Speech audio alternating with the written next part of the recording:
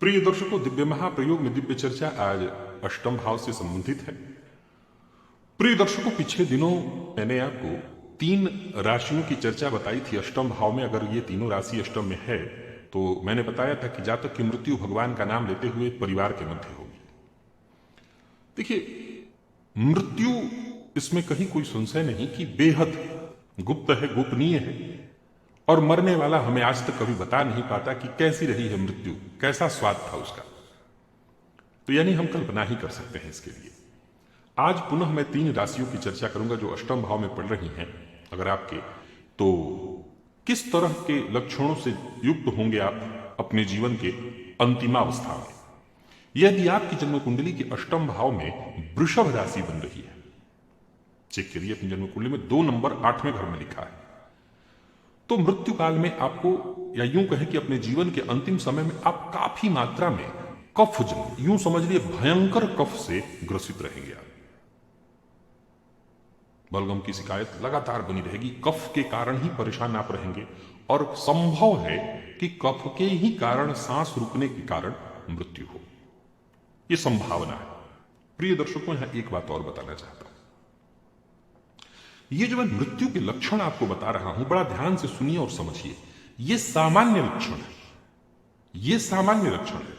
मृत्यु के लक्षणों में बदलाव हो जाता है जब अष्टम भाव पर शुभ ग्रह या पाप ग्रह की दृष्टि होती है। जब भी किसी ग्रह की दृष्टि होती है, उदाहरण से समझिए कि मैंने कहा कि अष्टम भाव में वृषभ राशि है।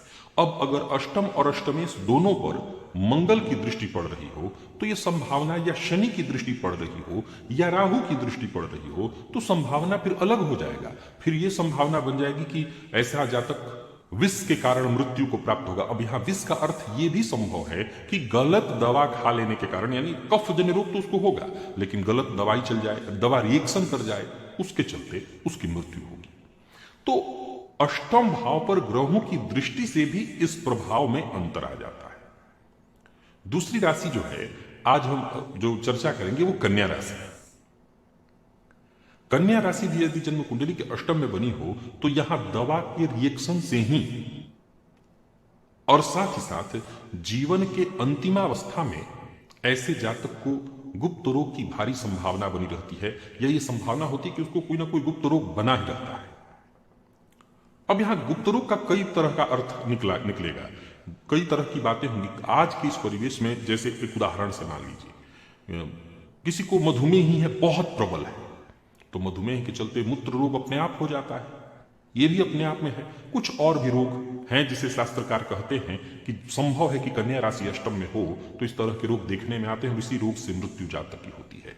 अब यहां दवा रिएक्शन की बात के साथ साथ शास्त्र कहता है कि ऐसे जातक को विष खिला दिया जाएगा, विष खिलाने के चलते उसकी मृत्यु होगी।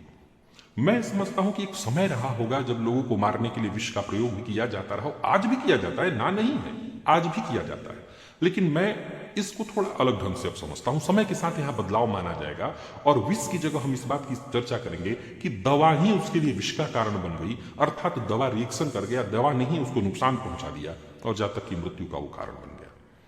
अष्टम में यदि कुंभ राशि हो तो मृत्यु की संभावना 100% हार्ट अटैक से होगी, यानी मृत्यु का प्रबल कारण हार्ट अटैक बनेगा। लेकिन ऐसे जातकों के जीवन काल में, मृत्यु काल में, अर्थात जीवन के आखिरी घड़ी के समय में उसको दमा की तकलीफ बढ़ जाएगी, या फिर वायु विकार उसको बहुत ज्यादा होगा। यानी मृत्यु के और भी कुछ कारण हो सकते हैं, ये भी कारण उसमें इंक्लूड करिए, ये भी कारण होगा, ये भी उसमें जुड़ा होगा। देखिए, जब मृत्यु का समय करीब हो तो मूल क्या है? प्राणवायु का शरीर से बाहर निकलना। अब मृत्यु किसी भी कारण से हो, हमें जब आप मृत्यु हो जाती है तो डॉक्टर के पास हम जाते हैं तो डॉक्टर एक कारण बता देता है, भाई इनका हार्ट अटैक हुआ। मूल मुद्दा क्या था? मूल था मृत्यु ही तय था, मृत्यु होनी थी, अब कारण बन गया कोई।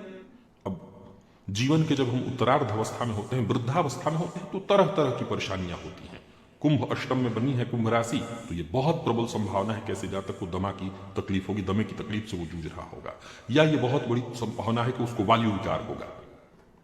मृत्यु का लक्षण बताया कि हार्ट अटैक से होगा। तो आप देखें, हालांकि वो अंतिम समय होगा और जैसा मैंने कहा कि ये तो घटना घटित जिसके साथ हो रही है वही जानता है क्या बीती उसके साथ, कैसा उसने महसूस किया और बाद में वो कैसा महसूस कर रहा है। अभी के लिए बस इतना ही, इजाजत दीजिए, पुनः मुलाकात होगी। तब तक के लिए नमस्कार।